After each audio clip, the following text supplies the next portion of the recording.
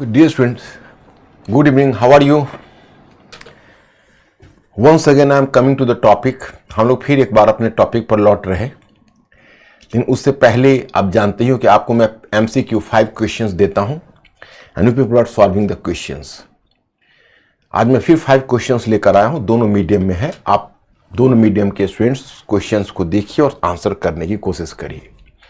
Question first, निम्नलिखित में से कौन सा से लक्षण सिंधु सभ्यता के लोगों का सही चित्रण करते हैं. यूपीएससी में पूछा था ये क्वेश्चन. पॉइंट 1, उनके विशाल महल और मंदिर होते थे. पॉइंट 2, वे देवियों और देवताओं दोनों की पूजा करते थे. पॉइंट 3, युद्ध में घोड़ों द्वारा खींचे गए रथों का प्रयोग करते थे. Which of the following is are correct about the people of Indus Valley civilization? Point 1, they had large palaces and temples. 2, they worshipped both gods and goddesses. Third, they did use horse-drawn chariots in warfare. Choices are clear. Choice A 1 and 2 only, B 2 only, C 1, 2 and 3 only, and D none of the above.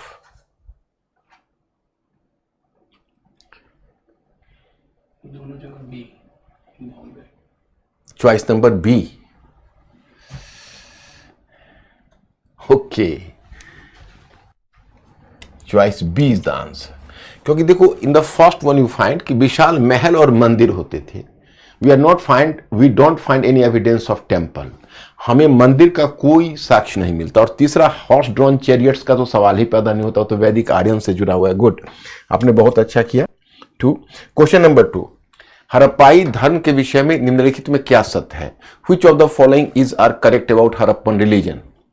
Point 1, Harappa सभ्यता में भक्तिवाद का तत्व था. Point 1, Harappan religion had the element of bhaktism. Point 2, Harappa सभ्यता में तंत्रवाद का तत्व था. Harappan religion reflected the elements of tantrism. And third, Harappa सभ्यता में गाय की पूजा होती थी. Cow was worshipped by the people of Harappan civilisation.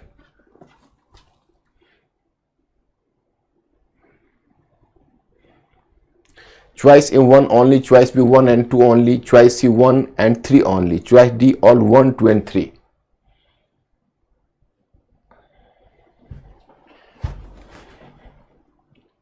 Be fast. Maximum इसमें C आ रहा है और एप्लीकेशन में B. Choice number B. B. Yes, good. B is the correct answer. क्योंकि देखो आप C नहीं कर सकते. Cow was not worshipped.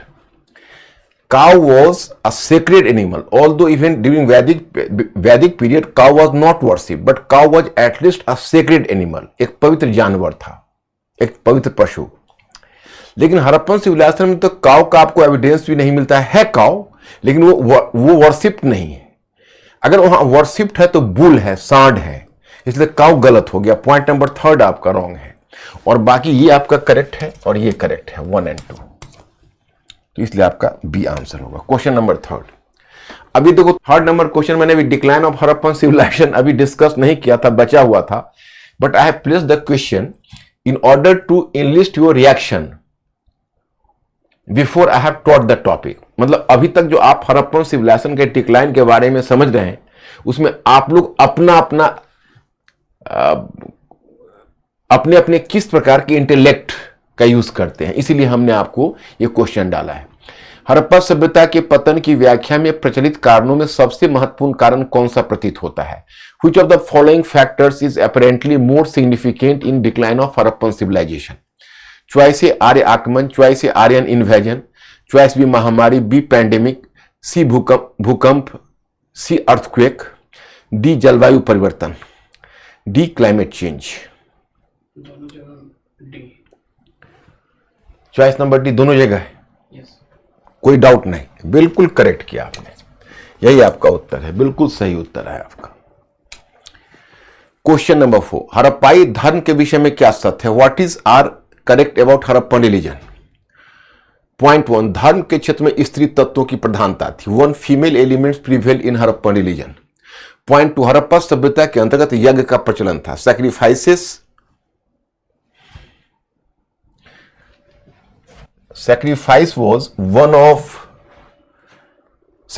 was one of the features of Harappan religion. Point 3, हड़प्पाई धर्म का संबंध उत्पादन से था। Harappa religion was related to fertility cult. अब आपको इसमें करेक्ट फाइंड आउट करना है। धर्म के क्षेत्र में इसी तत्वों की प्रधानता थी। 2, हड़प्पा सभ्यता के अंदर यज्ञ का प्रचलन था। 3, हड़प्पाई धर्म का संबंध उत्पादन से था। अब चॉइस ए में 2 ओनली है, choice B 2 and 3, choice C 1 and 2 and choice D 1, 2 and 3। दोनों जगह D. Choice number D, yes. आज क्या बात है, आज तो आप लोग बहुत अच्छा परफॉर्म कर रहे हो। आज लगता है आप बहुत सीरियसली स्टडी करके आओ, इसी तरह पढ़ के आया करो पीछे एक क्लास में, तो फिर बहुत अच्छा रहेगा। क्वेश्चन नंबर 5, हड़प्पा सभ्यता के अंतर्गत निम्नलिखित में किसकी किन की उपासना होती थी? Which of the following deities was were worshipped under Harappan civilization? Point 1, Pashupati Shiv, point 2, Ganesh, point 3, Devi Durga and point 4, Agni. Pashupati Shiva, Ganesha, goddess Durga and fire. Choose the correct code. Choice A 1 only, choice B 1 and 2 only, choice C 1 and 4 only and choice D all of the above.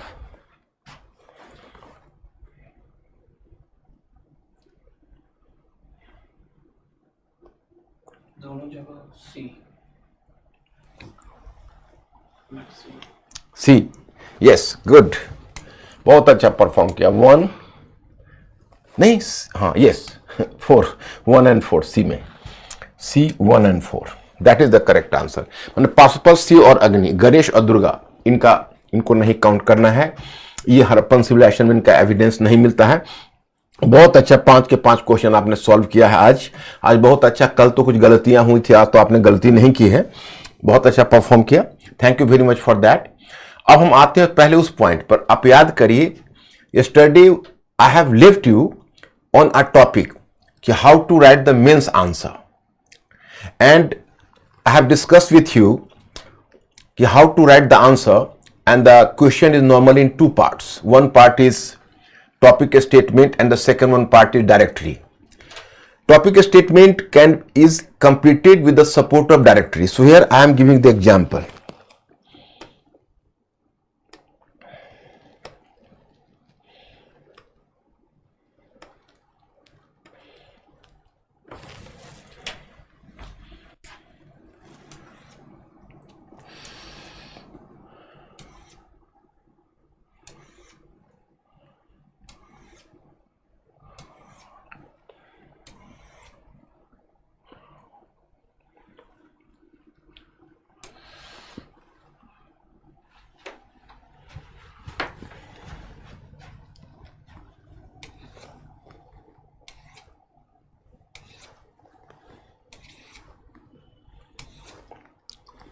Where is the page? Just 1 minute. Mr. Ankur, where is the page?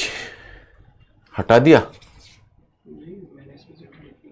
Okay, ये तो मैंने पिछले class में analyse विश्लेषण कीजिए, analyse प्रकाश डालिए, throw light on, स्पष्ट कीजिए, इलेबोरेट आलोचना कीजिए, क्रिटिसाइज आलोचनात्मक परीक्षण कीजिए, क्रिटिकली एनालाइज समीक्षा कीजिए, क्रिटिसाइज चर्चा कीजिए, विवेचन कीजिए, टू डिस्कस। मैंने आपको बताया कि देखो, ये जितनी भी आपकी ये डायरेक्टरी है, इसको डायरेक्टरी बोलते हैं। टॉपिक स्टेटमेंट एक होने के बाद भी डायरेक्टरी अलग अलग हो सकता है। उसका एग्जाम्पल मैं बताता हूं। जैसे अगर आपके सामने क्वेश्चन रहता है कि हड़प्पा सभ्यता के अंतर्गत नगरीकरण के विकास में विदेश व्यापार की भूमिका पर प्रकाश डालिए। ओके, प्रकाश डालिए। यहां पर आपका जो डायरेक्टिव वर्ड है प्रकाश डालिए, मतलब अंडर हड़प्पन सिविलाइजेशन,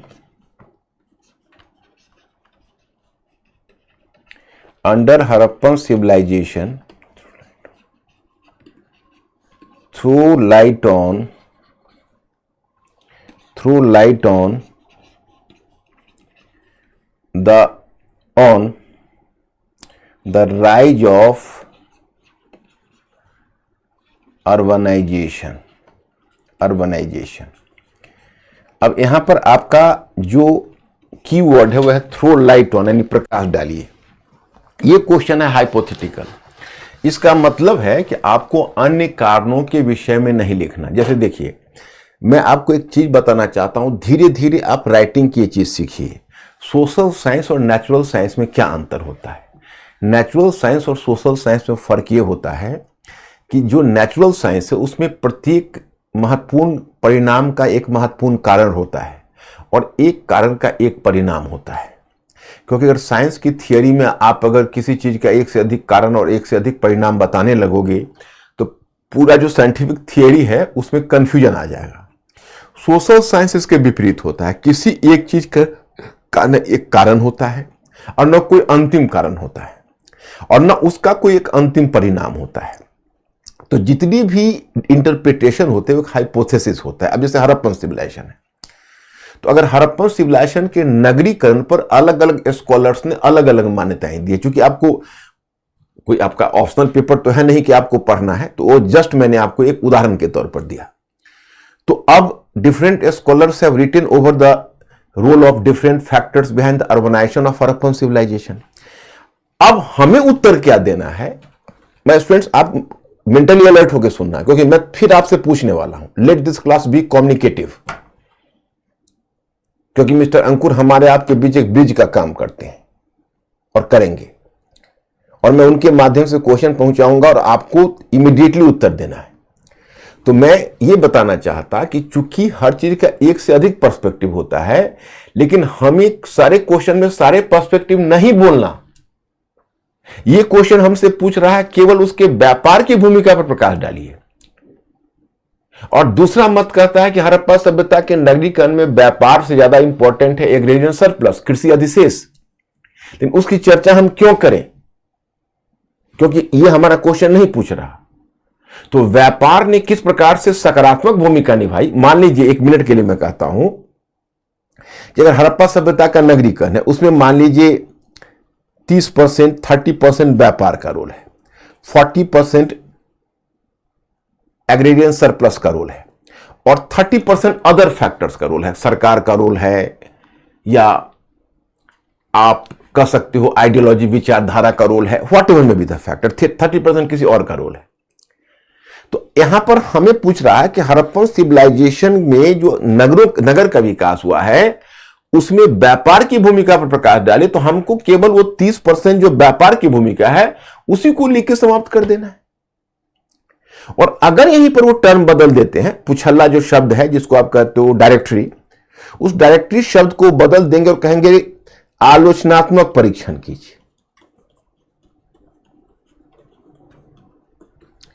आलोचनात्मक परीक्षण कीजिए, ओके, यानी क्रिटिकली एग्जामिन। अब जैसे ये क्वेश्चन पूछा तो हमें क्या करना है कि अब सिर्फ ट्रेड लिखने से काम नहीं चलेगा, बताना पड़ेगा देखिए भाई ट्रेड एक फैक्टर है, लेकिन ट्रेड के साथ अन्य फैक्टर भी। जैसे हमें ये बताना पड़ेगा कि ट्रेड ने इसमें अपना रोल निभाया। ऐसा नहीं कि ट्रेड ने रोल नहीं निभाया, ट्रेड ने रोल निभाया, इनका एक रोल है, लेकिन पूरा श्रेय हम ट्रेड को नहीं दे सकते। इसके अलावा एग्रेरियन सरप्लस का भी रोल है, संभव है कि इसमें सरकार का भी कुछ भूमिका हो, संभव है इसमें कोई विचारधारा की भूमिका भी हो।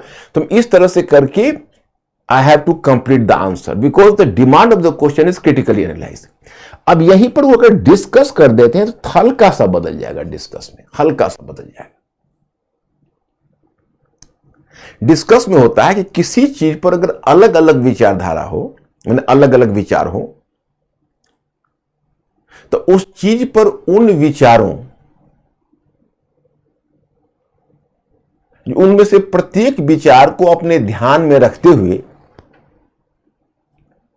और तब उस पर आप अपना मत या विचार प्रकट कीजिए। जो अलग अलग विचार है उस विचार को आप ध्यान में रखिए और उसको ध्यान में रखते हुए तब आप अपना विचार प्रकट कीजिए। तो सपोज करिए कि actually they are the 3 to 4 views prevailing in the market, so we are taking, we can get at least कम से कम 2 विचार देना मांगता है और फिर उसके बाद अपना विचार। जैसे हम कर सकते हैं कि एक दृष्टिकोण के अनुसार एग्रीरियन सरप्लस को ट्रेड को कहा गया, लेकिन दूसरा विचार एक एग्रीरियन सरप्लस को मानता है कृषि अधिशेष से हुआ। एक तीसरा विचार भी है जो विचारधारा की भूमिका को ज्यादा महत्वपूर्ण मानता है या शासक वर्ग की भूमिका को ज्यादा महत्वपूर्ण मानता है, और तब अंत में हम अपना निष्कर्ष पाठ देंगे। तो वहां पर जो हमारी कोशिश होगी, वहां पर जो हमारा काम होगा, वो काम बदल जाएगा।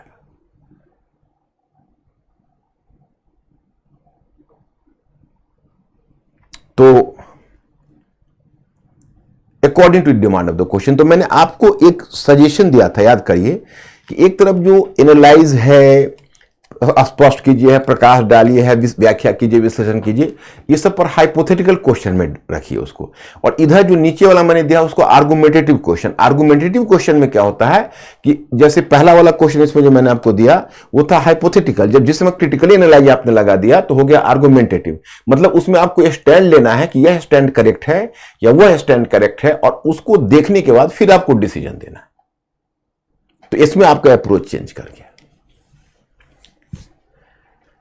तो अब थोड़ा सा आप लोग अगर हमें बता देंगे कि हाँ राइटिंग में, चूंकि मैंने प्रीलिम्स का तो आप बहुत अच्छा परफॉर्म कर रहे हो, मैं चाहता हूं कि धीरे धीरे मेंस की राइटिंग भी करना शुरू करो।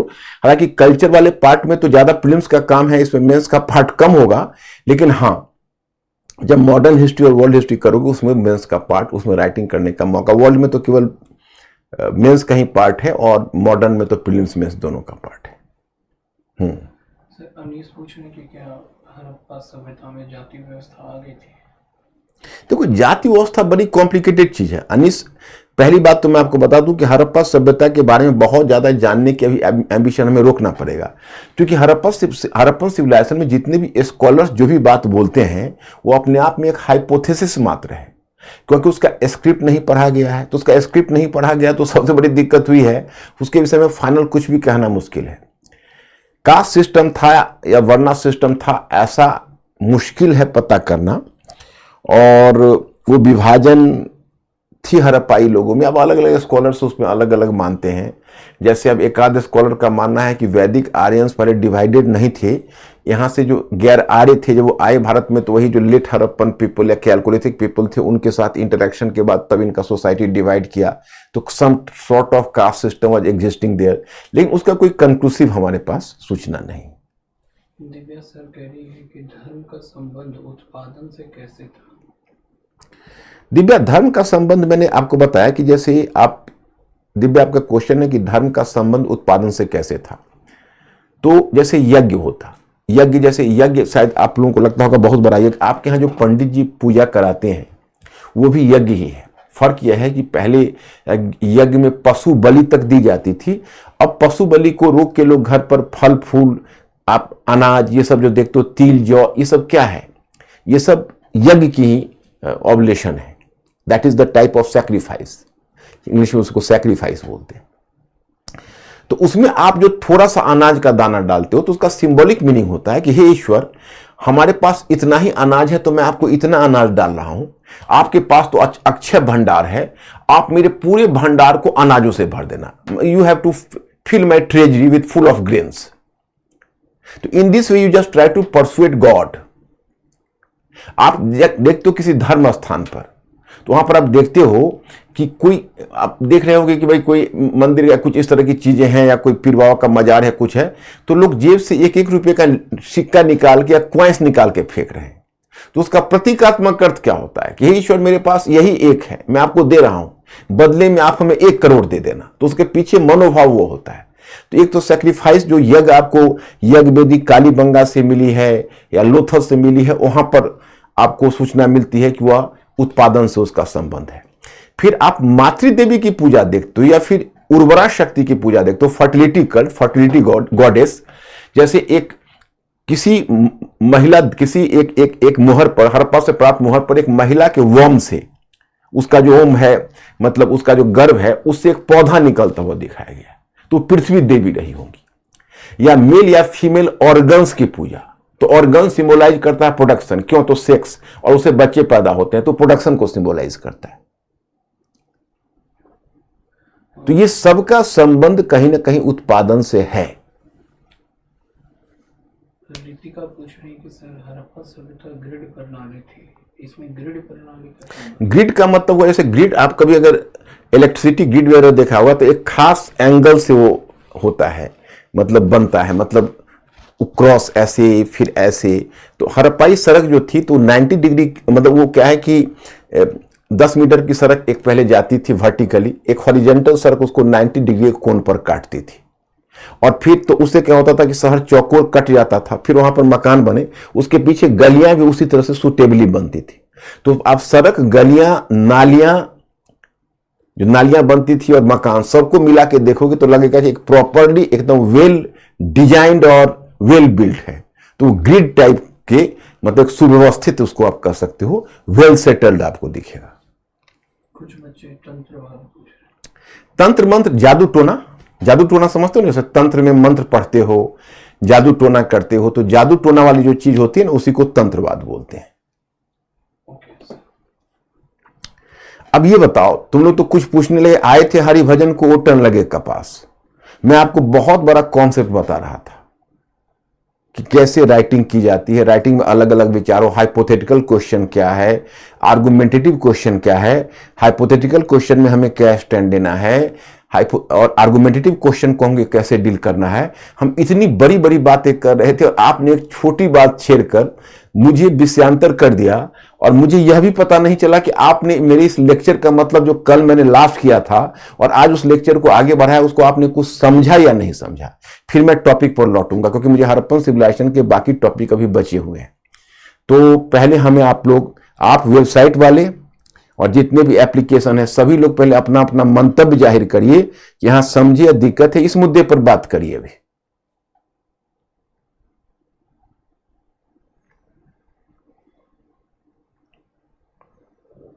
यस। वेबसाइट पर देखो, आप लोग ओके हो? मैंने जो क्वेश्चन राइटिंग में बात की वो समझ पाए? अब आइए, जैसे देखिए आपके सामने एक क्वेश्चन 2014 में था कि सिंधु घाटी सभ्यता की नगरीय आयोजना और संस्कृति ने किस सीमा तक वर्तमान युगीय नगरीकरण को निवेश प्रदान किए हैं, चर्चा कीजिए। तो क्वेश्चन है कि to what extent the town planning and culture of Indus valley civilization did give input to the present urbanization discuss. अब देखो ये डिस्कस है, तो डिस्कस है उसका मतलब है कि एक सीमा तक जो हड़प्पाई नगरीय आयोजना और संस्कृति है वो हमारे नगरीकरण, वर्तमान नगरीकरण को निवेश प्रदान करता है और बहुत हद तक नहीं भी करता है। जैसे देखो, इसको अगर उत्तर लिखना है तो आप इसको ऐसे शुरू कर सकते हो।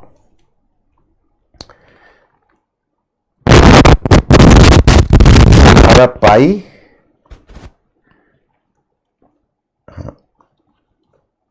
हड़प्पा सभ्यता अपनी नगरीय आयोजना एवं संस्कृति के लिए विख्यात रही है। नगरीय आयोजना एवं संस्कृति के लिए विख्यात रही है, यानी Harappan civilization remain to be famous for its town planning and its urban culture। ये आपका इंट्रोडक्टरी लाइन हो गया। ओके, अब इसके बाद दूसरा लाइन आप इसमें दे सकते हो कि इसने आगे के नगरीय योजना के लिए भी एक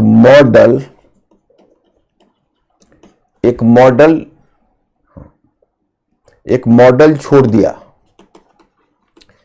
it left a model for even town planning in future. मतलब इसने नगरीय आयोजना का एक भविष्य के लिए भी, भावी योजना के लिए भी मॉडल छोड़ दिया, भावी टाउन्स के लिए, भावी नगर के लिए भी इसने एक मॉडल छोड़ दिया। ये आपका दूसरा लाइन हुआ। और तीसरा लाइन आप दे दीजिए कि वर्तमान नगरीकरण तक, वर्तमान नगरीकरण कुछ हद तक हड़प्पाई नगरीकरण एवं संस्कृति से प्रेरित है, परंतु कई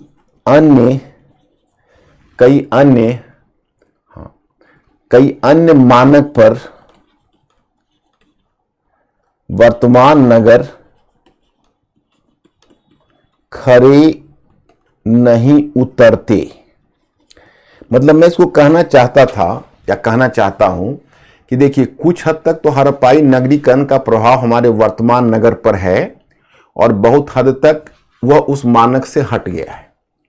मतलब here I have to make the statement कि urbanization during the present era followed Harappan model to certain extent, but on many parameters it diverted from the course of Harappan model और Harappan urbanization।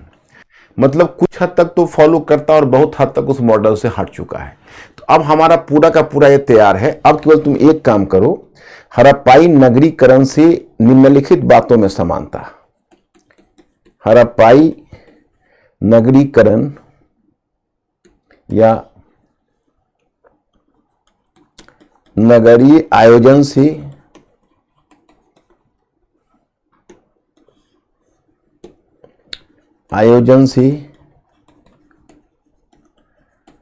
निम्नलिखित बातों में समानता।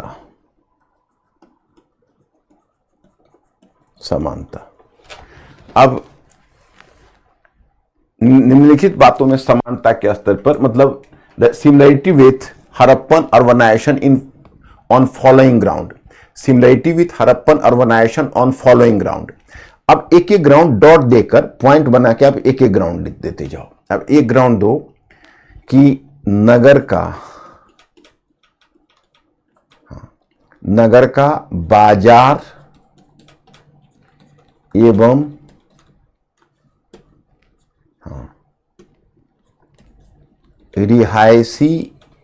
रिहायशी मतलब कहने का अर्थ है कि नागरिक निवास, तो रिहायशी इलाके के रूप में विभाजन।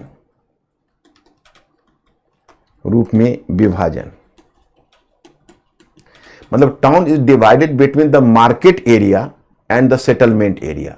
सो here you have to give one point, जो अभी भी नगर में है तब भी हड़प्पाई नगर में भी था। पॉइंट नंबर 2 या दूसरा बिंदु दे दीजिए कि सड़क के किनारे मकान का निर्माण एवं मकान के पीछे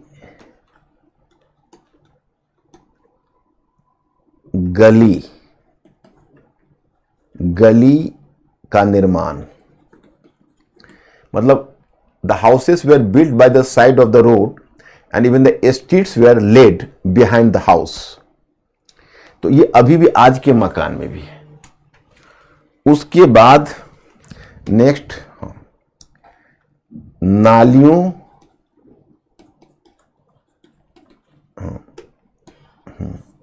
जल निकासी एवं सफाई के लिए नालियों की व्यवस्था तथा मकान के निर्माण में बड़े पैमाने पर ईंटों का प्रयोग। तो for the efficient draining and cleaning of the you can say drainage, you will find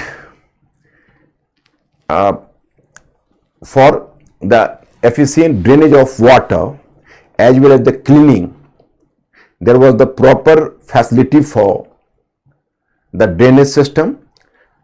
Furthermore, the houses were built massively with the support of bricks. मतलब ईंटों का बड़े पैमाने पर उपयोग है। ये सब कॉमन फीचर है। अब इतना जैसे तीन, अगर एक कॉमन फीचर लिखना चाहो तो आप और भी लिख सकते हो।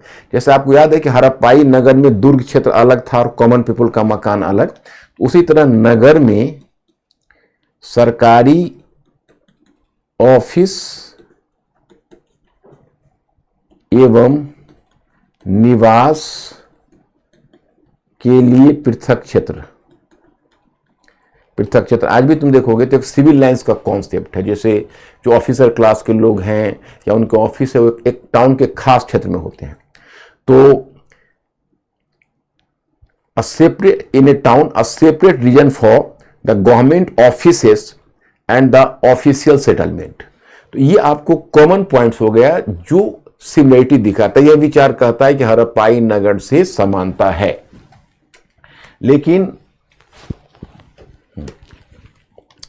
हड़प्पाई मानक चाहे हड़प्पाई नगरीय आयोजन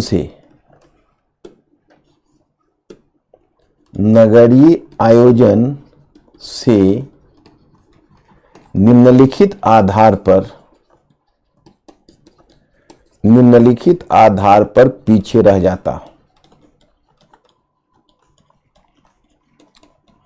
जाता। मतलब on the following factors these towns remain to be behind, or you can say the existing towns are falling behind the Harappan model or the Harappan towns। अब किन किन आधार पर पीछे रह जाता, तो इसमें आप देखो, मैं बोल देता हूं, आप लोग उसको कर देना। पहले सड़क, गलियां एवं नालियों का निर्माण, फिर मकान का निर्माण।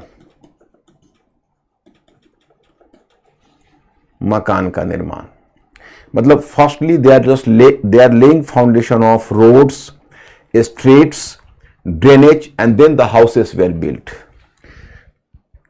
जल निकासी का उत्तम प्रबंधन, जल निकासी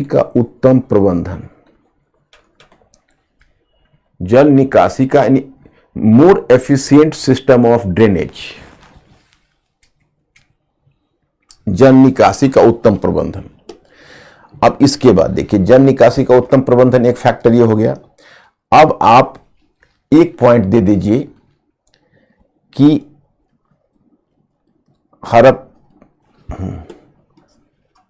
धौलावीरा से जल संरक्षण की दिशा में प्रयास का साक्ष्य। मतलब we are having the evidence of water harvesting from the place Dholavira, जो मैंने कहा कि वहां पर जल संरक्षण का भी साक्ष्य। और लास्ट में दे दीजिए कि हड़प्पाई शासक वर्ग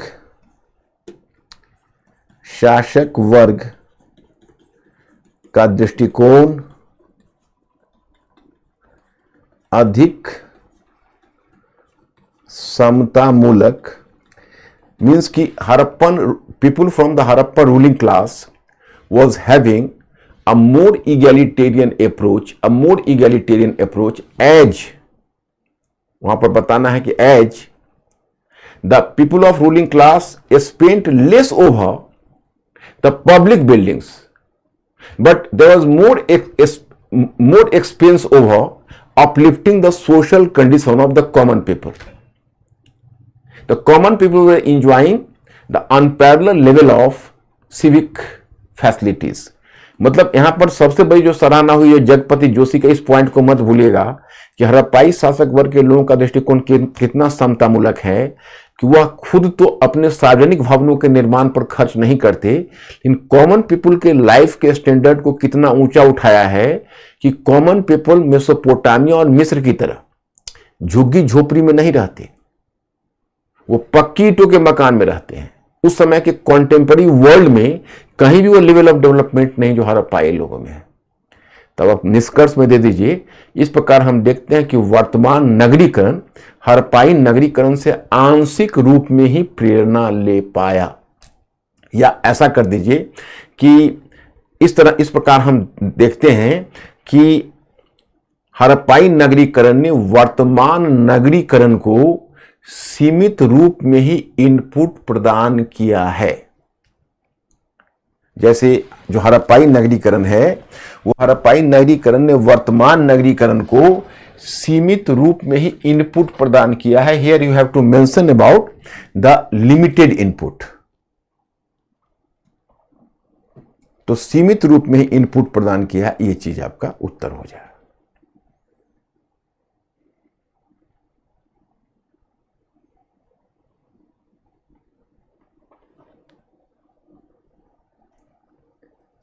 अंकुर थोड़ा सा आप पूछिए इनसे, मैं स्टूडेंट से, कि आप समझ गए, फिर मैं आगे बढ़ूं कैसे क्वेश्चन राइटिंग की जाती है।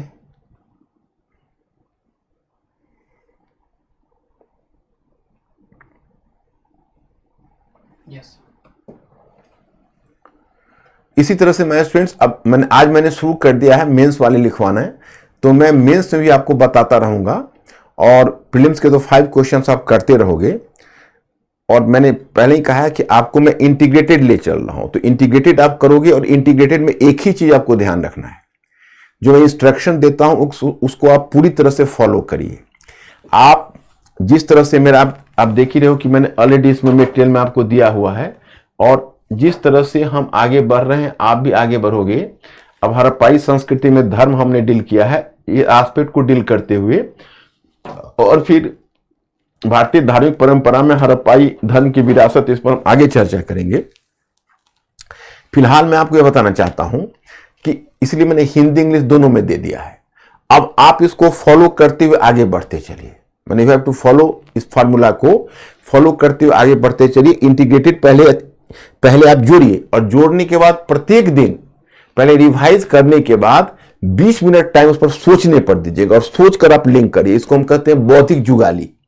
आप मेरे इंटेलेक्चुअल फर्मेंटेशन को मेथड को आजमाइए, वो आपको बिल्कुल ही याद रखने में आपको बहुत सारी सुविधाएं प्रदान करेगा। तो ये हो गया आपका यहां तक। तो कल अब आ जाइए, मैंने जो कल जहां तक कवर किया था वहीं से आगे बढ़ते हैं।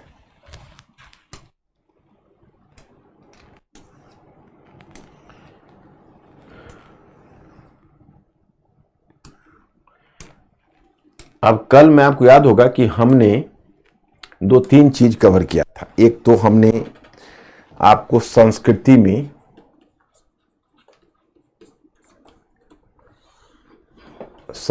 में हमने धर्म एवं दर्शन, अब करते हैं कला, यानी art, religion, philosophy. Then we have to cover art.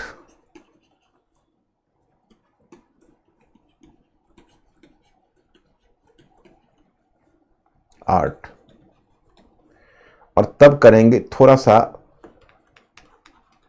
Science and technology. इन सब को हम लोग कल्चर में ही रखते हैं और एरिया को कवर करते हैं। अब देखिए, धर्म दर्शन तो कल मैंने आपको समझा दिया। अब कला में क्या है कि जैसे हड़प्पाई कला की तुलना मिस्र और मेसोपोटामिया की कला से करोगे, तो पहले एक प्रकार की धारणा यह थी कि हड़प्पाई कला में उतनी विविधता और उतनी गहराई नहीं है जो समकालीन मिस्र और मेसोपोटामिया की कला में। मीन्स कि Harappan art is not having such A depth of understanding or the insight or depth which is being reflected in Harappan art. In Mesopotamian Egyptian art. माने जो माने कहने का ये मतलब है कि मेसोपोटामिया और मिस्र की कला के विषय में कहा गया कि उस कला में जितनी ज्यादा गहराई है उसकी तुलना में हड़प्पाई कला में कुछ भी गहराई नहीं है। लेकिन अब जो नए विचार उभर कर आए हैं वो कहते हैं कि नहीं, यह बात नहीं है। हड़प्पाई कला में उनका यह कहना है कि हड़प्पाई लोगों ने बहुत बड़ी मात्रा में कलात्मक उत्पाद दिए। मतलब Harappan people produced the artistic, you can से, products on a very massive scale. उन्होंने बड़ा ही मैसिव स्केल में उन्होंने प्रोडक्ट, जिसको आप कलात्मक प्रोडक्ट कहते हो, हड़प्पाई लोगों ने बड़ा ही मैसिव स्केल में कलात्मक प्रोडक्ट पैदा किया है। तो ये आपको कला की बात आती है। तो अब इसमें कला का फॉर्म मैं अभी दिखा दे रहा हूं और समझा भी रहा हूं। पहले हम लोग चर्चा कर लेते हैं किसका, तो पहले हम लोग चर्चा कर लेते हैं मुहर। मुहर कहते हैं सील्स को, सील्स। दूसरा करते हैं कांस्य कला या धातु कला कर देते हैं, उसमें तांबा कांसा दोनों आ जाएगा, धातु कला। तो धातु कला में आप यानी मेटल वर्क, मेटल वर्क। फिर इसमें करते हैं हम लोग मन का निर्माण। मन का निर्माण हुआ बेड मेकिंग, बेड, उसको बेड मेकिंग कहते हैं, मैं दिखा रहा हूं। और चौथा करते हैं प्रस्तर कला। प्रस्तर कला का मतलब स्टोन आर्ट, स्टोन आर्ट। और फिर पांचवा करते हैं मृण मूर्तियां। हिंदी में उसको मृण मूर्तियां बोलते हैं, इंग्लिश में कहते हैं टेराकोटा फिगर्स।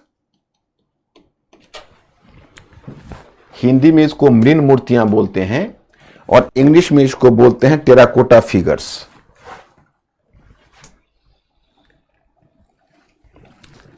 मृण मूर्तियां, इसमें है टेराकोटा फिगर्स, इसको कहते हैं।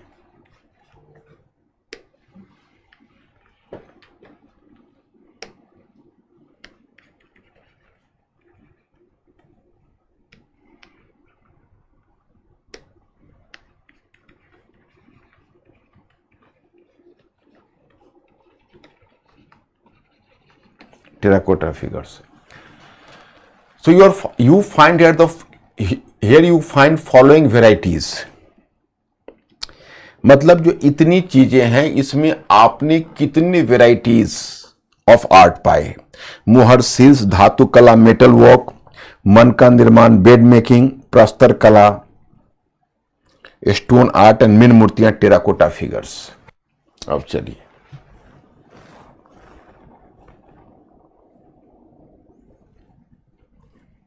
Terracotta figures. अब मैं आपको आर्ट का डिफरेंट फॉर्म दिखाता हूं। सबसे पहले आइए मुहर। देखिए मुहर, ये जो मुहर होते थे वो दो तरह के होते थे। माने चौकोर होते थे, चौकोर में वर्गाकार भी होते थे और आयताकार भी होते थे, यानी seals, they were called seals. अब you may be a bit curious कि why seals were being used. तो seals were basically used for marking the bundle of merchandise goods. Marking of bundle of merchandise goods मतलब seals were used for marking the bundle of merchandise goods. मतलब जो मुहरें होती थी उसमें क्या होता है, व्यापारी जो अपनी व्यापार की वस्तुओं का जो बंडल बनाते थे तो बंडल पर इसे मार्क करते थे इस मुहर से, ताकि उसकी पहचान हो सके, in order to identify the merchandise bundles. ये इसका यूज होता था। और ये या तो आयताकार होता था या वर्गाकार, whether they were made of they were rectangular shaped और स्क्वायर शेप्ड। अगर देखो नॉर्मली क्या होता है, रेक्टेंगुलर शेप्ड अगर होता था तो उसमें केवल और केवल स्क्रिप्ट होता था, और स्क्वायर शेप्ड होता था तो एक स्क्रिप्ट भी होता था, उस पर एक एनिमल फिगराइन भी होता था, एनिमल फिगर। जैसे देखो ये हम्प्ड बुल है। हम्प्ड बुल का मतलब हुआ कुबर वाले सांड। अब मैं एक विशेषता भारत के सांड का बताता हूं। एक्चुअली हड़प्पाई लोग इस सांड को खेती में भी उपयोग करते थे और बैल भी बनाते थे सांड से। वही जो मैंने बताया कि जेनेटिक इंजीनियरिंग का पहला एग्जाम्पल है बायोटेक्नोलॉजी का, जो उसने एक तरह से, वो बायोटेक्नोलॉजी का पहला एग्जाम्पल है जब उसको कास्ट्रेशन करते थे, बधिया करके बैल बनाते थे। देखो यहाँ का जो सांड है, इसका क्या खासियत, यहाँ के बैल का, मतलब यही बैल की भी खासियत है, कुंवर होता था इतना बड़ा। तो कुंवर होने से क्या फायदा था कि इसके गले पर जो जुआठा रखा जाता था, that was called ox bar, that was placed on the, you can say, its neck, so it can draw the cart very efficiently or even draw the plow very efficiently. But in case of Europe you will find कि there was the humpless bull, वहां पर humpless होता था, माने पीठ एकदम चिकना होता था। तो गले पर जिस समय वो रखते थे उसके बार, माने गर्दन पर, तो there was a problem of the slip bar problem। Slip bar का मतलब स्लिप करके पूंछ पर चलाएगा, तो वो कारगर नहीं होता था। तो खैर ये तो एनिमल फिगर है। एनिमल में भी कई तरह के फिगर आपको दिखेंगे। देखिए काट में ये सब सील्स हैं, मुहारे बहुत अच्छे अच्छे। किस चीज के बनाते थे? मेनली एस्टीटाइट के बनाते थे। एस्टीटाइट क्या था? तो वह अर्ध कीमती पत्थर होता था, सेमी प्रेशियस स्टोन। कहोगे अर्ध कीमती पत्थर क्या होता है? तो आपने लोगों को अंगूठियों में पहने हुए देखा होगा, गोमेद, फिरोजा, ये सब क्या है? सेमी प्रेशियस स्टोन है। अभी तो बहुत प्रेशियस हो गया, तब सेमी प्रेशियस था। वो कहीं से वो आयात करते थे या कलेक्ट करते थे। अब ये देखिए यूनिकॉर्न है, ये एक एनिमल है जिसके मुख से ऐसे सिंग निकलता हुआ, जैसे ये 12 सिंघा है। Rhinoceros, you might have heard about rhinoceros, so that was the animal. This is unicorn. इसको यूनिकॉर्न कहा गया, काल्पनिक है। इसके मुंह के पास से एक हॉर्न निकलता हुआ दिखा। ये सब देखो अच्छे किस्म के, ये देखिए ये यूनिकॉर्न आपको क्लियर दिखेगा, इस पर स्क्रिप्ट है। ये हुआ मुहर, बड़े खूबसूरत मुहर बनाते हैं। तो आर्ट का एक फॉर्म तो ये हो गया। मुहर के बाद आर्ट का दूसरा फॉर्म है, उसको हम मन का बोलते हैं। मन का देखिए, ये है मन का, ये स्टोन से बनाते थे। ये भी ज्यादातर मन के एस्टीटाइट से बने हैं, लेकिन गोमेज से भी बने हैं, फिरोजा से भी बने हैं। And certain beads were made of gold and silver as well. अब देखिए इसको गले में पहना जाता था। इसको क्या करते थे कि वो पहले पत्थर को काटते थे। अब देखो इसको काट के पहले छर, एक पत्थर का छर टाइप का, उसको एक बड़ा सा छर बनाते थे। फिर उसका छोटे छोटे टुकड़े वो काटते थे, फिर छोटे टुकड़े में बर्मी से छेद करते थे। After piercing this stone, then they are putting here the thread, उसमें धागा डालते थे, और धागा डालने के बाद फिर ज्वेलरी की तरह पहनते थे। तो ये हुआ एक फॉर्म है आर्ट का। तो हम लोगों ने दो देखा, एक मुहर, दूसरा मन का, तीसरा हम आपको बताते हैं कांस्य कला।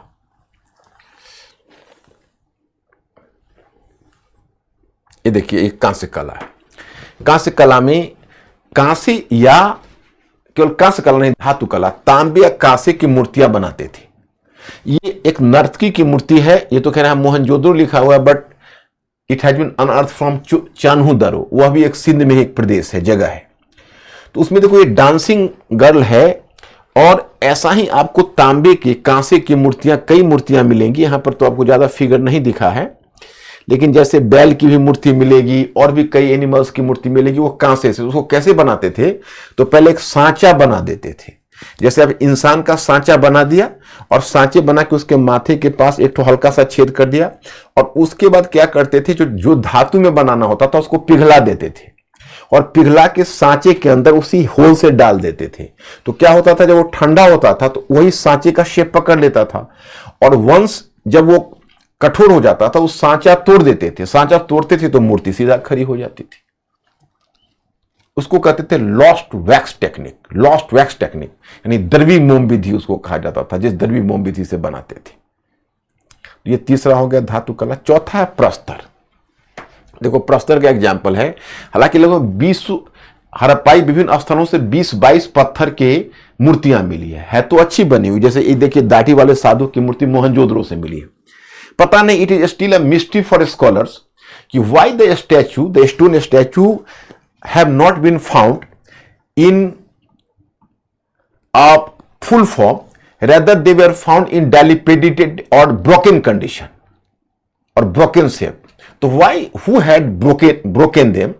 So it is still a matter of conjecture for scholars कि who have destroyed them। लगता है किसने अटैक किया, क्या किया, कि उसका छोटा कहीं ना कहीं डैमेज पार्ट आपको दिखेगा ये ब्रोकन शेप में। लेकिन चलिए प्रस्तर कला में भी वो लोग काफी माहिर थे, तो चौथी कला ये हो गई। और पांचवी कहते हैं मृण मूर्तियां। मृण मूर्तियां टेराकोटा फिगर्स। जैसे अगर आपके लाइफ में एक्सपीरियंस होगा तो पॉटर्स के यहाँ, जिसको कुम्हार बोलते हो, उनके यहाँ देखते होगे, खास के दीपावली वगैरह के टाइम में जो लक्ष्मी और गणेश की मूर्तियां देखते हो, that is the example of terracotta figures. वो टेराकोटा फिगर का एग्जाम्पल है। मतलब मिट्टी का पहले बनाया जाता था, फिर आग में पका के उसे कठोर किया जाता था। तो इस तरह की मूर्तियां हैं। तो ये हो गई, 5 हो गए। एक मुहर काउंट करिए, seal. Second one metal art और ब्रॉन्ज, मेटल आर्ट और मेटल वर्क्स, धातु कला। तीसरा मन का निर्माण यानी बीड मेकिंग। फोर्थ मतलब प्रस्तर कला, stone art. And fifth one terracotta figures. यही 5 है। अब टेराकोटा फिगर्स का यूज क्यों होता था, तो उसके बारे में कहा जाता है कि जो मृण मूर्तियां हैं वह या तो बच्चों के खिलौने के रूप में, they were just used as toys for kids, और they were used as the votive cult मतलब पूजी प्रतिमा, यानी पूजा के लिए उसका इस्तेमाल होता था। अब एक नई अवधारणा यह है कि अर्बन क्षेत्र में इस तरह की मिट्टी की मूर्तियां लोग घरों को सजाने के लिए भी यूज करते हैं। तो for decorating the houses it may also be a purpose. So now it is emphasize that even for decorative houses such you can say terracotta figures might have been used। तो यही 2-3 तरह की धारणाएं हैं। तो ये हो गई आपको हड़प्पाई कला, 5 तरह का हमने आपको बताया। Mister Ankur, is everything okay? अब हम आपको हमने विज्ञान की बात कही थी कि विज्ञान और तकनीकी पर थोड़ी चर्चा हो जाए।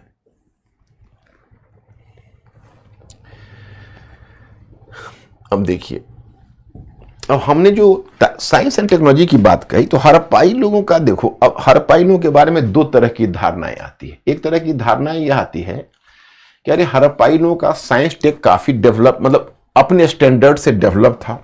एक दूसरी तरह की अवधारणा, ये दूसरी तरह का कॉन्सेप्ट यह है कि हड़प्पाई लोग अपनी सोच में थोड़ा कंजर्वेटिव थे। क्योंकि कंजर्वेटिव इसलिए मैं आपको बता रहा, क्योंकि 600-700 वर्षों तक, मतलब some scholars are just emphasizing the point कि Harappan civilization existed more than 600 to 700 years, but matter of surprise is that कि hardly will you find any major change either in art form or in any sorts of size and shape और any sort of innovation in the civilization. मतलब कहते हैं कि 600-700 वर्षों तक civilisation में innovation नहीं दिखता है, नवाचार नहीं दिखता है।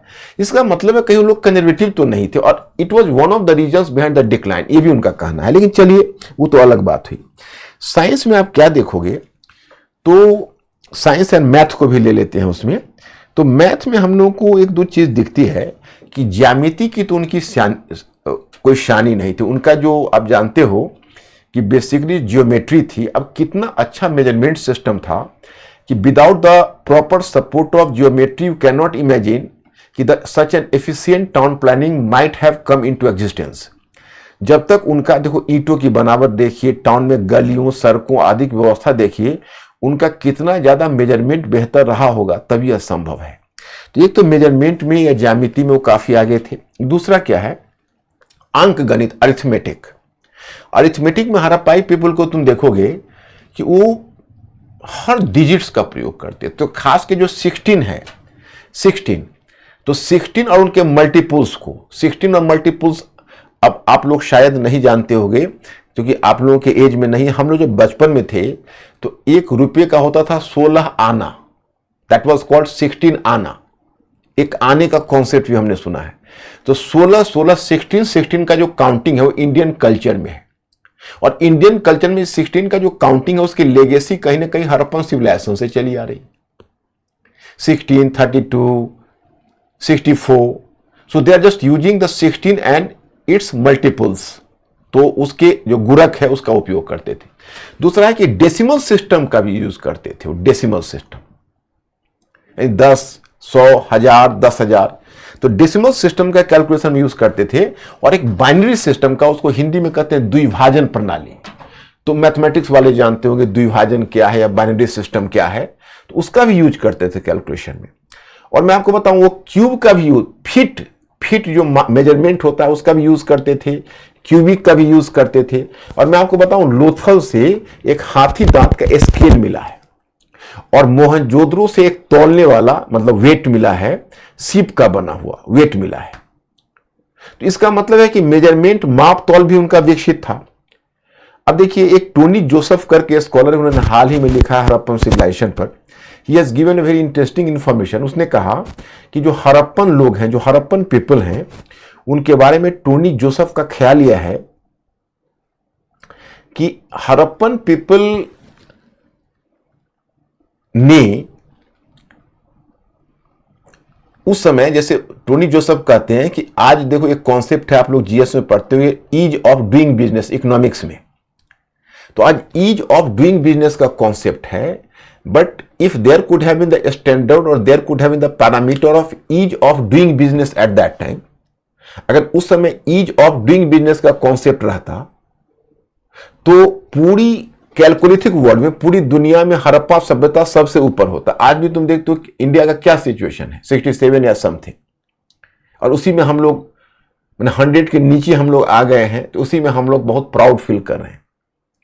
लेकिन सच्चाई यह है कि उसमें ईज ऑफ डूइंग बिजनेस में हड़प्पाई लोग, जहां बिजनेस करना सरल हो, मतलब इतना अच्छा एफिशिएंट रोड है, सड़क है, उनका इंफ्रास्ट्रक्चर तो वर्ल्ड में सबसे बेहतर था।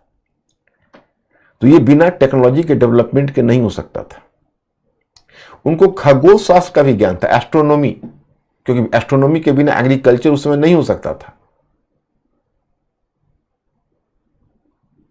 जैसे आप देखोगे, उनका एक सील मिला है, मुहर, उस पर एक सात स्टार्स बना हुआ है। वो 7 स्टार्स क्यों है? तो स्कॉलर्स ने अपना दिमाग लगाया तो पाया कि हो सकता है कि उस सप्तर्षि, जैसे अपने खगोल शास्त्र में एक मैंने तारों के लोकेशन में एक सप्तर्षि का कॉन्सेप्ट है, 7 स्टार्स। सो मे बी कि they were the reflecting the 7 stars in sky.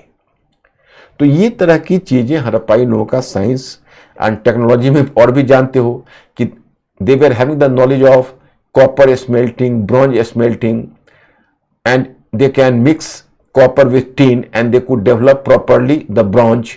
ये सब जो टेक्नोलॉजी है, ये सब कहीं ना कहीं बेहतर है। ब्रिक्स जितना बढ़िया वो निर्माण करते थे, उनके जो सील्स वगैरह थी, वो जितना उसका मेजरमेंट बढ़िया था, वो बिना टेक्नोलॉजी के संभव नहीं था। तो साइंस एंड टेक में कुल मिलाकर आप यही डिसीजन लीजिए कि हड़प्पाई लोग डेवलप्ड थे।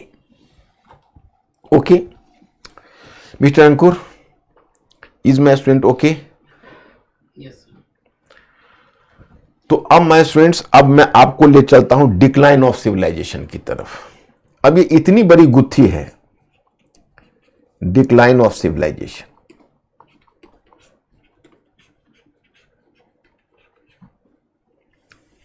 डिक्लाइन ऑफ सिविलाइजेशन, अब ये डिक्लाइन ऑफ सिविलाइजेशन क्या है, लेट मी ब्रीफ इट। देखो, डिक्लाइन ऑफ सिविलाइजेशन ये हुआ कि ये still a mind boggling question for scholars कि Harappan civilisation was so developed, the Harappan people could have enjoyed such a highest level of civic culture in the world, in Chalcolithic world. Even the Egypt and Mesopotamia combined together could not be equal to the size of Harappan civilization। मतलब आप यही जानिए, मैंने आपको तो Mesopotamia और मिस्र ये दोनों का तो एरिया दिखाया था कि मेसोपोटामिया और मिस्र को अगर आप मिला दोगे तो भी वो साइज में हड़प्पन सिविलाइजेशन से छोटे थे। इतने बड़े क्षेत्र में हड़प्पन सिविलाइजेशन, उसको हड़प्पन इंपायर कहा जाता है। पता है, इंडियन सब कॉन्टिनेंट का 1/3 भाग में फैला हुआ था और उतना डेवलप था कि आपको क्यूरियोसिटी नहीं होती कि कहां गए, क्यों गए, कैसे चले गए, कैसे समाप्त हुए। ये तो पूरी दुनिया के आर्कियोलॉजिस्ट को लगना चाहिए इसके पीछे, नंबर 1। नंबर 2 कि आप देखोगे आगे, हाँ नंबर 2 आगे आप देखोगे कि अगर आप वैदिक सिविलाइजेशन का स्टडी करोगे तो वैदिक सिविलाइजेशन का स्टडी करके फिर आप पाओगे कि वैदिक सिविलाइजेशन फिर एक रूरल सिविलाइजेशन था, ग्रामीण सभ्यता थी। हड़प्पाई सभ्यता इतनी उन्नत थी, अगर ये सभ्यता नष्ट नहीं हुई होती और हम लोग अगर हड़प्पन सिविलाइजेशन को बेस बनाकर तब शुरू किए होते तो जरा सोचो माय स्टूडेंट्स, आज हम लोग कहां पहुंच गए होते। तो यह भी हमारे लिए बहुत दिलचस्पी का विषय है। तो अब चलिए, डिक्लाइन ऑफ सिविलाइजेशन में आपको बताना चाहता है कि फिर वही British Mortimer wheeler, Mortimer wheeler ने इतनी भ्रांतियां फैलाई हमारे सिविलाइजेशन, हड़प्पा सिविलाइजेशन के बारे में। पहले तो कहा कि मेसोपोटामिया से सिविलाइजेशन का विचार आया, मतलब हमारा अपना पुरुषार्थ नहीं था उस सिविलाइजेशन को डेवलप करने का। We have borrowed from Mesopotamia. तो पहले तो हमारा उन्होंने डिनाई कर दिया हमारे अचीवमेंट को। और फिर वो बोलते हैं कि भाई हड़प्पन सिविलाइजेशन में डिस्ट्रॉयड बाय आर्यंस, आर्यों के द्वारा उनका उस सिविलाइजेशन का अंत हुआ। तो आर्यों के द्वारा उस सिविलाइजेशन का डिक्लाइन हुआ। तो पहला वहीं से निकलकर आई आर्य आक्रमण की थियरी।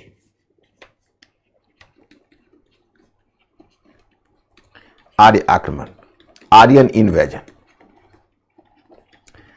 अब कहोगे मॉर्टिमर व्हीलर से, अच्छा मॉर्टिमर व्हीलर साहब बताइए कि आप कैसे कर सकते हैं कि आर्यों ने आक्रमण किया। तो उन्होंने कहा कि भाई देखिए ऐसा है कि हर ऋग्वेद में एक टर्म है हरियोपिया, और इंद्र को कहा गया पुरंदर। पुरंदर का मतलब किला को तोड़ने वाला। तो ये कोई दूसरा नहीं, वैदिक पीपल ने हमला करके, किला तो इन्हीं लोगों को था, इनके किले को तोड़ा, इनको मारा काटा। और फिर मोहनजोदड़ो से 26 नरकंकाल दिखाया, 26, और उस पर कटे हुए हथियारों के घाव थे। They were bearing the cut mark.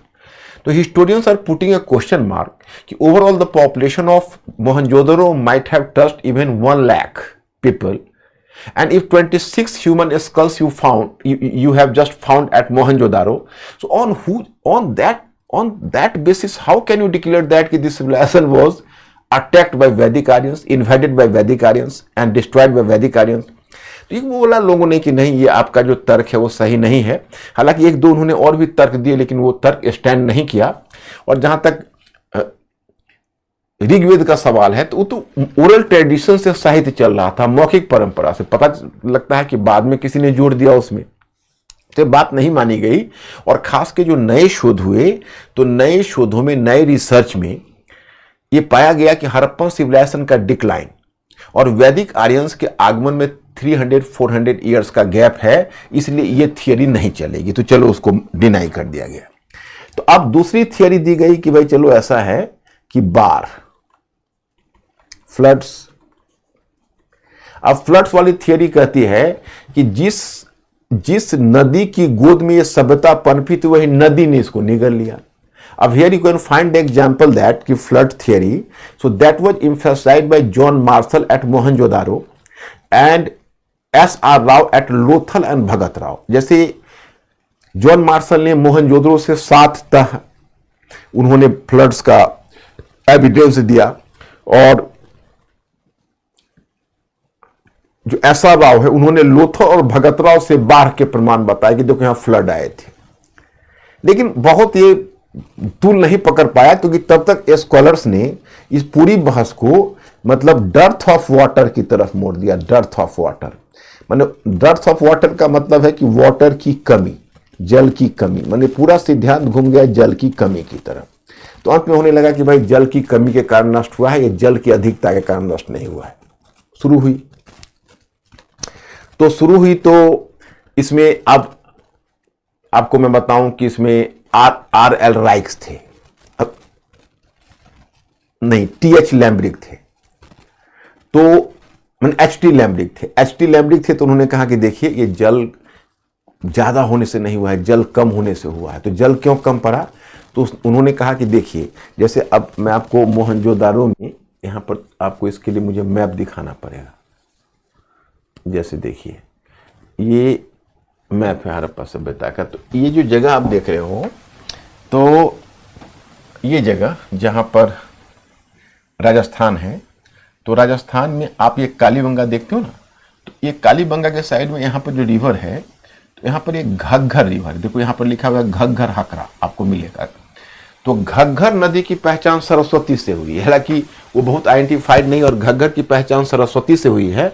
और हकरा भी इसी को कंट्रीब्यूट करता है, माने हकरा है वो सरस्वती की सहायक, सॉरी ये घग्घर की सहायक नदी थी। तो बहुत सारे साइट्स है जो घग्घर हकरा के बगल में।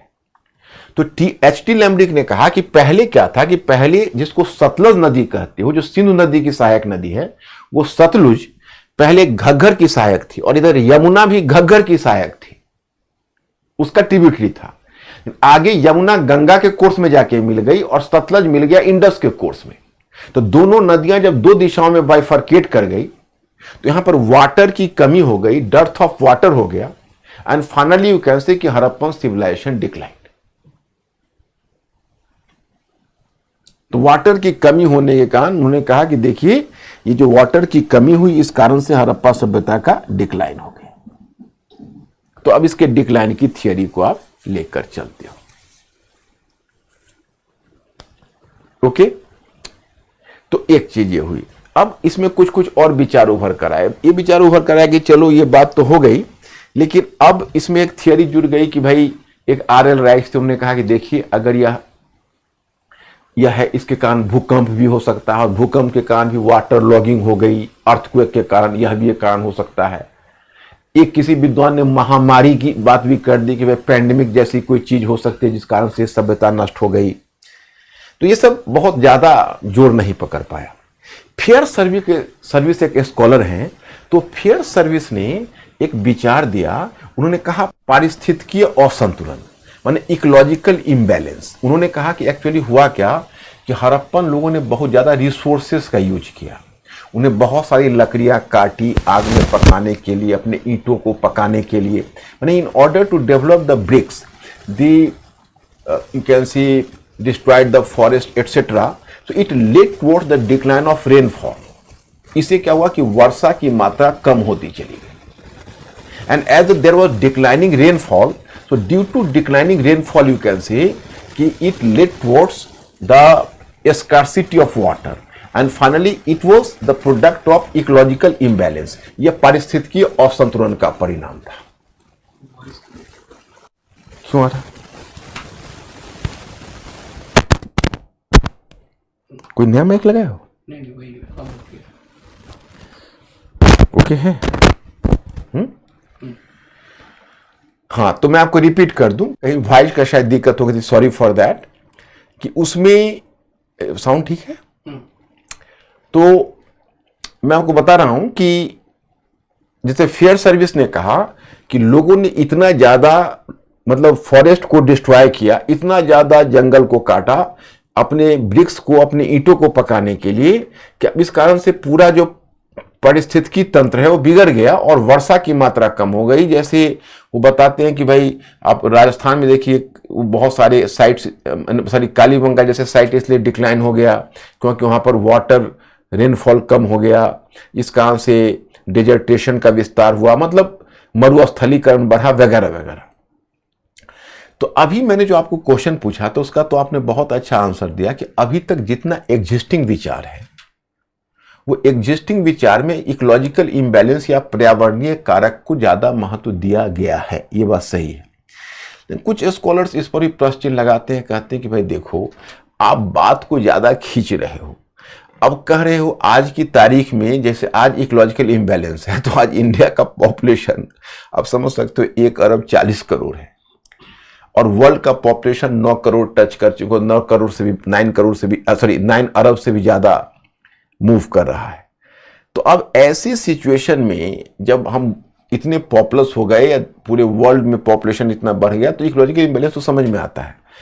इरफान हबीब कहते हैं कि उस समय तो हड़प्पा सभ्यता में 6 व्यक्ति प्रत्येक मतलब पर स्क्वायर माइल रहे होंगे, उनकी डेंसिटी जो होगी, उनका जो पॉपुलेशन सेटलमेंट का वो 6 व्यक्ति पर स्क्वायर माइल। तो अब इतनी कम जनसंख्या है, तो अब इकोलॉजी इतना कैसे बर्बाद हो गई कि डिक्लाइन हो गया वगैरह। तो कुछ स्कॉलर्स इस पर भी प्रश्न चिन्ह लगाते हैं, ऐसा नहीं कि इसको उसी तरह से ले लेते हैं। और लेकिन मैं आपको बताऊं कि अभी जो सबसे मान्य मत है वो ये है, यह सिविलाइजेशन एक बड़े क्षेत्र में फैला हुआ था। माने यह सुत का गेंडोर बलूचिस्तान में समुद्र किनारे, और ये है आलमगीरपुर जो यूपी में है, और इसके बीच आप देखेंगे तो कितने सारे स्टेट्स को कवर किया है, मैंने आपको दिखाया है। अब मैं अगले दिन एक क्वेश्चन पूछूंगा कि इसमें से किस क्षेत्र में हड़प्पा सभ्यता के स्थल मिले हैं, एक क्वेश्चन मैं पूछूंगा, आप लोग ध्यान रखना और सॉल्व करना। तो इतने बड़े क्षेत्र में फैले हुए थे। तो अब स्कॉलर्स इस कंक्लूजन पर पहुंचे हैं कि देखो भाई, इस सिविलाइजेशन के डिक्लाइन के लिए किसी एक कारण को आप उत्तरदायी नहीं मानो, बल्कि अलग अलग स्थल के पतन के लिए अलग अलग कारण उत्तरदायी रहे होंगे। Actually they try to establish that कि different sites of Harappan civilisation had to face the different geographical and climatic challenges. So obviously somewhere the excessive water, somewhere the scarcity of water. So due to the differences in the climatic and you can say the geographical factors, for the decline of different sites, different causes might have been accountable. माने अलग अलग स्थल के पतन के लिए अलग अलग कारण उत्तरदायी रहे होंगे। तो इन स्कॉलर्स ने इस बात को एस्टेब्लिश करने की कोशिश की कि अलग अलग स्थल के लिए अलग अलग कारण उत्तरदायी थे।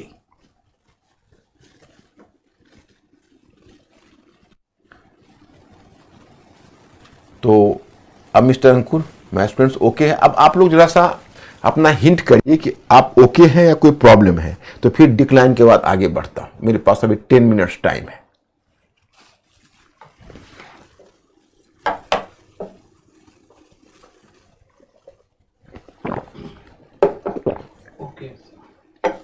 ओके हैं, राइट, गुड। अब देखो मैं स्टूडेंट्स, अब मैं आपको बताता हूं जैसे पतन के बाद है। एक क्वेश्चन, हाँ, दिव्या पूछ रही है कि sir in exam do we have to write all the points regarding the decline of this? Divya, for your information, in your mains question, they will never ask you the question on decline. I am confident. Then you can ask me कि why I have discussed about, English में पूछिए कि हिंदी में? English, हाँ. Then you may ask me कि why did I discuss about the topic like decline? It is due to the fact that you have to develop an integrated approach and complete approach. So at least being the student of history, you should be aware about the decline of civilization and the debatable issue which is behind that. Otherwise, from question answer point of view, in GS at least they are not going to discuss about the decline. अब मैं आपको एक बात बताना चाहूंगा कि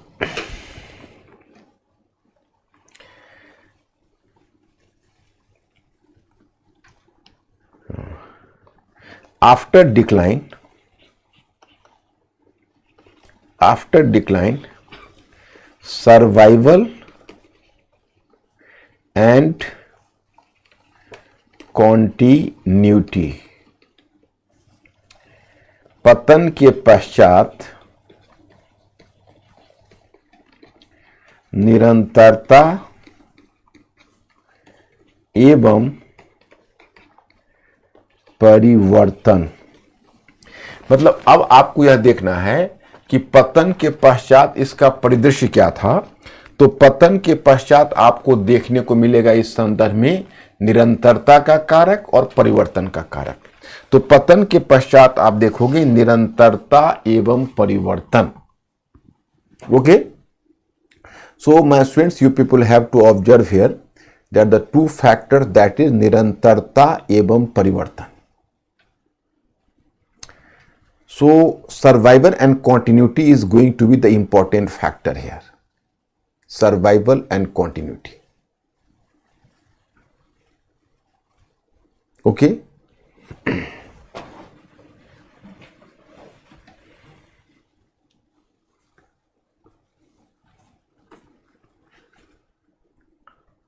okay my students,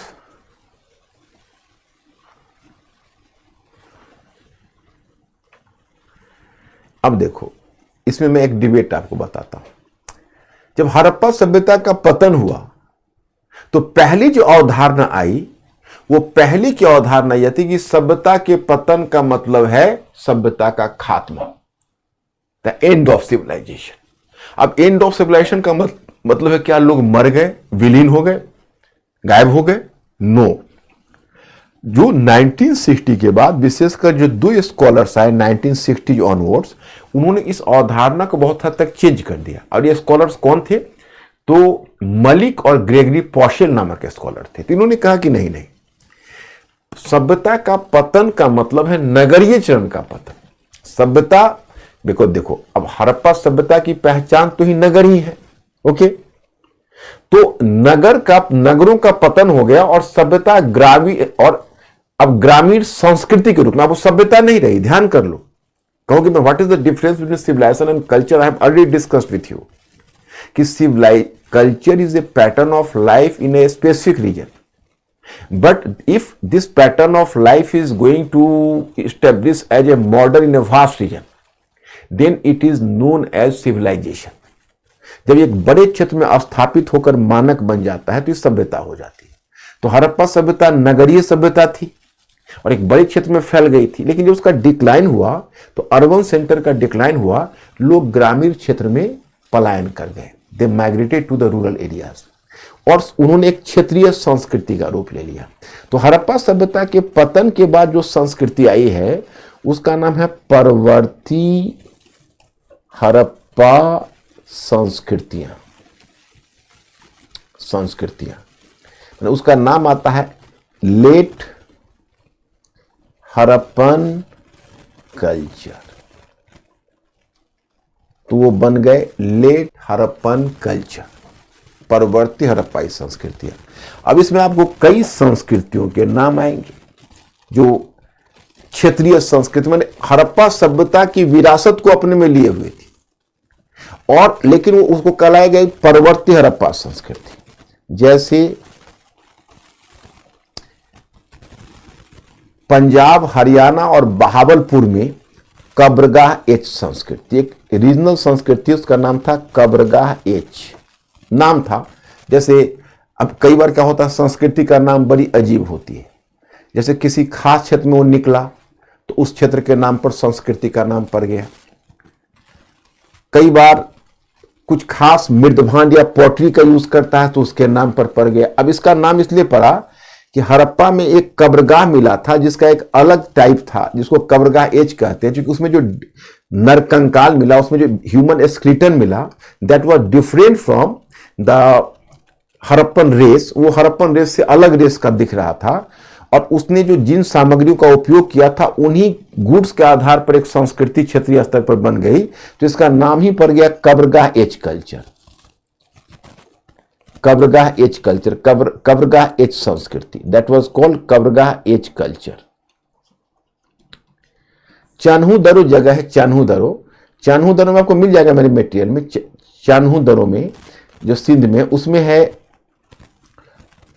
झूकर संस्कृति, Jhukar, that was a local culture. Jhukar was the name of a place, Jhukar culture. और तो कब्रगाह एच कल्चर, झूकर कल्चर, और गुजरात में जो क्षेत्रीय संस्कृति आई उसको कहते हैं, उस गुजरात वाली संस्कृति है उसको रेड लस्ट्रस पॉटरी कल्चर, मतलब लाल चमकीले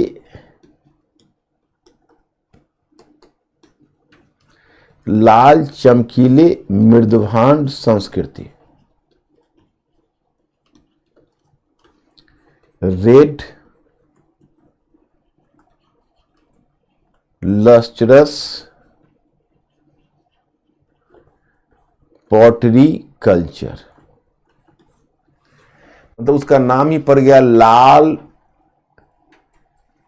चमकीले मृदभांड संस्कृति। लाल चमकीले मृदभांड संस्कृति के नाम से जाना गया, रेड लस्ट्रस पॉटरी कल्चर के नाम से जाना गया। ये सब क्षेत्रीय संस्कृतियां थी, ग्रामीण संस्कृतियां थी, और इसकी पहचान ग्रामीण संस्कृतियों के रूप में हुई। इसको परवर्ती हड़प्पा संस्कृति इसलिए कहते हैं, परवर्ती हड़प्पा संस्कृति इसलिए कहते हैं, लेट हड़प्पन कल्चर इसलिए कहते हैं क्योंकि है तो। अब ये देखो, अब इसकी विशेषता क्या है, तो विशेषता यह है परवर्ती हड़प्पा चरण में आकर डिक्लाइन ऑफ टाउन्स, नगरीय चरण का पतन, नगरीय चरण का पतन, डिक्लाइन ऑफ टाउन्स, इसकी विशेषता है। एक ग्रामीण चरण में पहुंच गई, और जो गलियां, सड़कें, नालियां व्यवस्था थी टूट गई। मुहरों का जो प्रयोग करते थे वो भी छूट गई। पहले जो कांसे का प्रयोग करते थे, फिर कांसे से रिवर्ट करके फिर तांबे पर आ गए, फिर एक बार ये कॉपर पर आ गए। तो that these are the features why are they characterize as late Harappan culture. लेकिन इनमें कुछ न कुछ हड़प्पाई संस्कृति या हड़प्पा सभ्यता की विरासत को अपने में लिए हुए थी, इसलिए इनका नाम पड़ा परवर्ती हड़प्पा संस्कृति। तो ध्यान रहे, आपने आरंभ में देखा early Harappan culture, early Harappan culture, फिर आपने देखा हड़प्पाई चरण, फिर आपने देखा लेट हड़प्पन कल्चर। तो इसमें गौर करिएगा, 3 चरण है।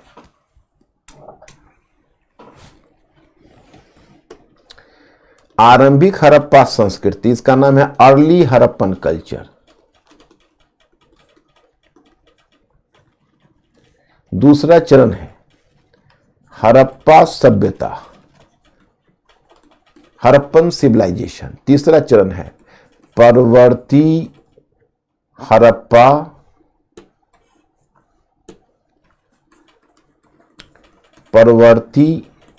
हड़प्पा संस्कृतियां। ये भी आरंभिक हड़प्पाई संस्कृतियां कर दीजिए, क्योंकि आरंभिक हड़प्पाई संस्कृति भी एक नहीं है, कई संस्कृतियां। ये ऊपर वाला भी ग्रामीण है, नीचे वाला भी ग्रामीण है, ये नगरीय है, केवल अर्बन स्टेज है। यही तीनों में फर्क है। तो आज तो टाइम भी समाप्त हो गया, लेकिन आप लोग ओके करिए कि अब तक जो मैंने समझाया वो आप समझ गए या एनी प्रॉब्लम, थोड़ा हिंट करिए।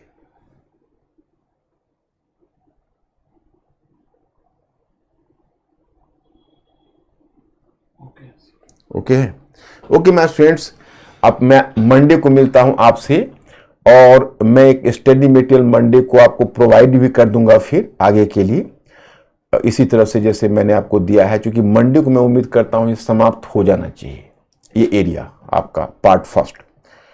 और उसी तरह से MCQ 5 क्वेश्चंस में लेकर आऊंगा और फिर आप लोगों से मिलता हूं। तो ठीक है my students, okay, thank you very much, I will see you, good night.